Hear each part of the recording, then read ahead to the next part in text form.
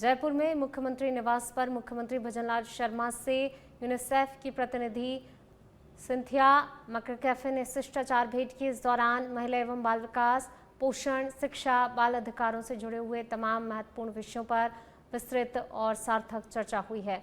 वहीं बैठक में राज्य में बच्चों के स्वास्थ्य को लेकर, पोषण स्तर में सुधार और शिक्षा व्यवस्था को और ज़्यादा मजबूत बनाने पर विशेष तौर पर जोर दिया गया। इसके साथ ही बाल संरक्षण और सामाजिक जागरूकता बढ़ाने के उपायों पर भी विचार विमर्श हुआ है।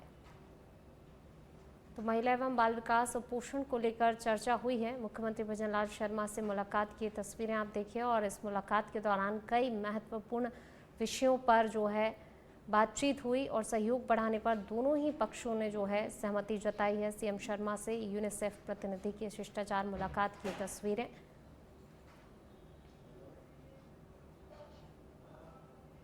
जयपुर से खबर है, मुख्यमंत्री भजनलाल शर्मा से नगमा एम मलिक ने मुलाकात की है। जापान में भारत की राजदूत हैं नगमा एम मलिक। मुख्यमंत्री निवास पर मुलाकात हुई है दोनों के बीच। मुख्यमंत्री से उनकी शिष्टाचार भेंट थी। दोनों के ही बीच औपचारिक बातचीत हुई है। तो देखिए मुख्यमंत्री भजनलाल शर्मा से मुलाकात की तस्वीरें, शिष्टाचार भेंट, औपचारिक बातचीत भी हुई। सीमलवाड़ा के बांसिया गांव में आज दो रेड स्नैक क्षेत्रीय वर्चस्व के लिए आपस में लड़ते नजर आए, जिसे ग्रामीणों ने अचंभित होकर देखा और अपने अपने कैमरों में कैद भी किया। वन्यजीव विशेषज्ञों के अनुसार ये लड़ाई मादा के लिए नहीं बल्कि अपने इलाके पर प्रभुत्व जमाने के लिए होती है और जो सांप जीतता है वह उस क्षेत्र पर प्रजनन का अधिकार प्राप्त करता है। धामण सांप इंसानों के लिए हानिकारक नहीं है और खेतों में चूहों और अन्य कृंतकों का शिकार कर किसानों की फसल को बचाते हैं। विशेषज्ञों ने चेताया कि किसी भी सांप को उकसाना नहीं चाहिए। इस दुर्लभ दृश्य ने स्थानीय लोगों में कुतूहल और उत्सुकता दोनों ही पैदा कर दी। तो देखिए ये अचंभित कर देने वाला वीडियो सोशल मीडिया पर भी वायरल हो रहा है। लोगों ने अपने कैमरे में भी कैद किया है। क्षेत्रीय वर्चस्व के लिए देखिए दोनों की ये लड़ाई और इस अद्भुत नज़ारे को कैमरे में कैद किया है लोगों ने। दो रेड स्नैक हैं, ये दुर्लभ लड़ाई अपने अपने कैमरों में कैद की है लोगों ने। ये जो फाइट चल रही है वो दोनों मेल रेड स्नैक की चल रही है। ये टेरिटरी के लिए फाइट हो रही है और इसमें जो दोनों मेल रेड स्नैक लड़ते हैं उनकी फाइट को कॉम्बैट डांस कहा जाता है। जो भी इनमें से जीतेगा वो इस एरिया को डोमिनेट करेगा, वो इस एरिया को एंजॉय करेगा और इस एरिया की जो फीमेल्स हैं उनके साथ भी एंजॉय करेगा। इन दिनों खास करके मानसून से पहले इस प्रकार की उनकी टेरिटोरियल फाइट होती है। और जो रेड स्नैक है धामण, वो किसानों का मित्र है, उनका हितैषी है। ऐसा इसका नाम है रेड स्नैक। ये चूहों को खा करके चूहों पर नियंत्रण रखता है, कृंतकों पर नियंत्रण रखता है। इस कारण से किसान का डूंगरपुर में प्रदेश के वन एवं पर्यावरण मंत्री संजय शर्मा ने डूंगरपुर जिले के वेणेश्वर धाम में दीप दर्शन किया और मंदिर परिसर में पौधारोपण कर पर्यावरण संरक्षण का संदेश दिया। उनका स्वागत भाजपा कार्यकर्ताओं, डूंगरपुर विधायक शंकरलाल डेचा और भाजपा जिलाध्यक्ष अशोक पटेल ने किया। मंत्री ने हरे मंदिर और शिव मंदिर में पूजा अर्चना की और मंदिर परिसर में बने माऊजी महाराज संग्रहालय का अवलोकन किया, जहां उन्हें माऊजी महाराज द्वारा लिखित चौपड़ों और वेणेश्वर धाम के इतिहास की जानकारी दी गई। पौधारोपण के माध्यम से उन्होंने आमजन को पर्यावरण संरक्षण का संदेश दिया और इसके बाद बांसवाड़ा के लिए रवाना हो गए।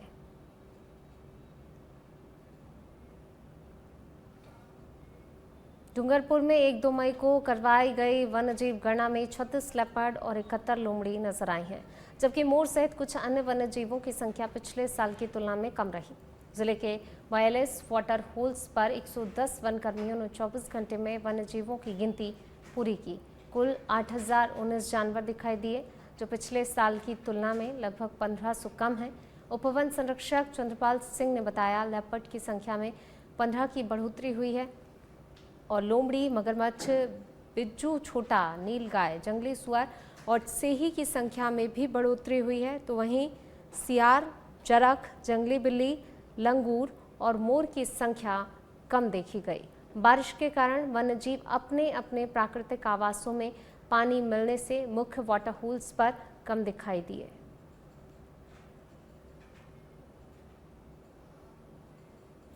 हनुमानगढ़ से खबर है, जहां किशोरी से दुष्कर्म के दोषी को 20 वर्ष का कारावास की सजा सुनाई गई है। हनुमानगढ़ पॉक्सो कोर्ट प्रथम ने फैसला सुनाया है। 2 जुलाई की रात को अभियुक्त ने किशोरी के घर में घुसकर दुष्कर्म की वारदात को अंजाम दिया था। 3 जुलाई 2022 को हनुमानगढ़ महिला थाने में ये पूरा मामला दर्ज हुआ था। कोर्ट ने अभियुक्त जालंधर सिंह को 20 साल के कारावास की सजा सुनाई है। वहीं अभियोजन पक्ष ने 12 गवाह और 27 दस्तावेज पेश किए हैं। अभियुक्त जालंधर सिंह पर 70,000 रुपये का जुर्माना लगाया गया है। जुर्माना अदा न करने पर 6 माह की अदम अदायगी होगी। विशिष्ट लोक अभियोजक संपत लाल गुप्ता ने पैरवी की है। हनुमानगढ़ पॉक्सो कोर्ट ने फैसला सुनाया है। दुष्कर्म के आरोपी को सजा सुनाई है। 20 वर्ष के कारावास की सजा सुनाई गई है। 2022 में मुकदमा पंजीकृत हुआ था। महिला थाने में मुकदमा दर्ज कराया गया था, जिसके बाद अब आरोपी को सजा सुनाई है कोर्ट में। रामगढ़ कस्बे के मुख्य बाजार स्थित एक साड़ी शोरूम में चोरी का प्रयास दुकानदार की सतर्कता के कारण नाकाम रहा। बुधवार को 4 महिलाएं ग्राहक बनकर शोरूम में आईं और साड़ियां छुपाने का प्रयास किया, जिसे स्टाफ के मान सिंह ने संदिग्ध गतिविधि देख रोक लिया। तुरंत पुलिस को सूचना दी गई और हेड कांस्टेबल मनोहर और महिला कांस्टेबल सहित पुलिस बल ने चारों महिलाओं को हिरासत में ले लिया। चोरी का प्रयास शोरूम के सीसीटीवी कैमरे में कैद हो गया, जो जांच में अहम साक्ष्य साबित होगा। पुलिस चारों महिलाओं से पूछताछ कर मामले की गहनता से जांच कर रही है। घटना के बाद बाजार के अन्य दुकानदार भी सतर्क हो गए हैं। एक कस्टमर था मेरे पास, उसको मैं अटेंड कर रहा था, इतने में आ गए थे मेरे पास। तो इन्होंने भी साड़ियाँ में अंदर खगोलने लग गई और एक दूसरे की बात कर करके यहाँ पे और साड़ियों को इकट्ठा करके अपने उसमें रखने लग गई। मैं कस्टमर के पैसे काटने के बाद उसमें वहाँ पे गया था ना, तब वो उनको साड़ियों को छोड़ के और निकल गई। आपको शक कैसे हुआ? आपने पुष्टि कैसे की?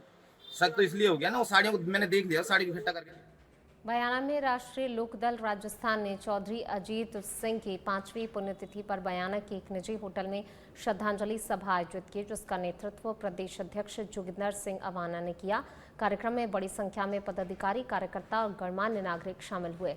वक्ताओं ने अजीत सिंह के जीवन को किसानों, मजदूरों और ग्रामीण भारत के उत्थान के लिए समर्पित बताया और उनके विचारों को आज भी प्रेरक करार दिया। प्रदेश अध्यक्ष अवाना ने कार्यकर्ताओं से उनके आदर्शों को जन जन तक पहुंचाने और संगठन को मजबूत करने का आह्वान किया।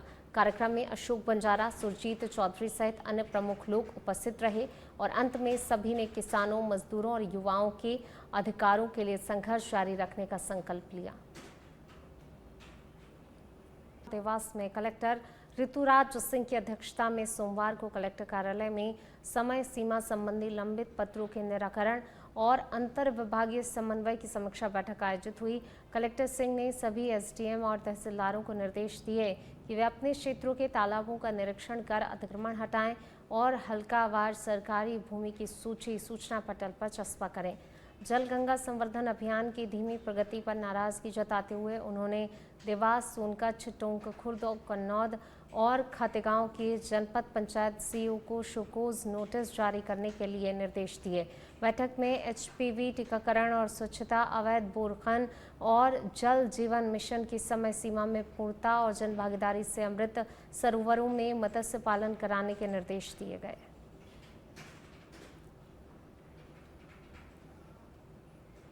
देवास में कुपोषित बच्चों के स्वास्थ्य और पोषण स्तर को बेहतर बनाने के लिए कलेक्टर ऋतुराज सिंह ने अमलतास अस्पताल में किलकारी अभियान 2.2 का शुभारंभ किया।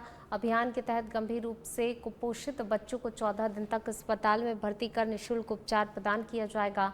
कलेक्टर ने बच्चों की माताओं से उनके खान पान और स्वास्थ्य पर चर्चा की और पौष्टिक आहार के महत्व के बारे में जानकारी दी। चिकित्सकों को समय पर बच्चों का पूर्ण टीकाकरण सुनिश्चित करने के निर्देश दिए गए। इस बार अभियान में अमलतास अस्पताल में 242 बच्चों की स्क्रीनिंग के बाद 72 बच्चों को भर्ती किया गया, जबकि जिले के अन्य एनआरसी सेंटरों में सोनकच्छ में 31, देवास में 8, टोंक खुर्द में 13, कन्नौद में 50, खातेगांव में 13 और बागली में 38 बच्चों को भर्ती किया गया।